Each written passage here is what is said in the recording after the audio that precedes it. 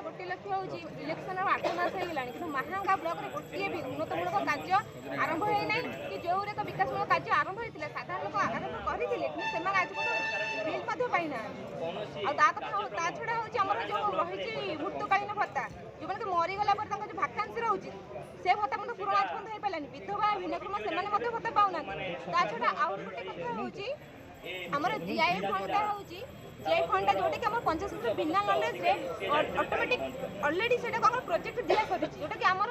कौन PRI member ही जाना आमर जेई जी अच्छा आसिस्टेंट जो अच्छा बीडीओ जो अच्छा टोटाली आमर फील्ड को ही जाऊना जो मैंने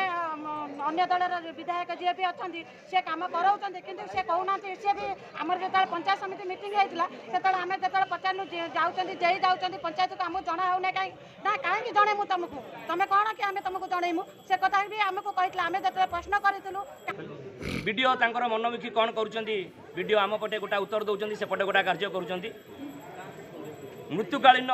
शून्य स्थान में नूतन भत्ता मंजूरी व्यवस्था रही बेले अनेक विधवा और भिन्नक्षम मैंने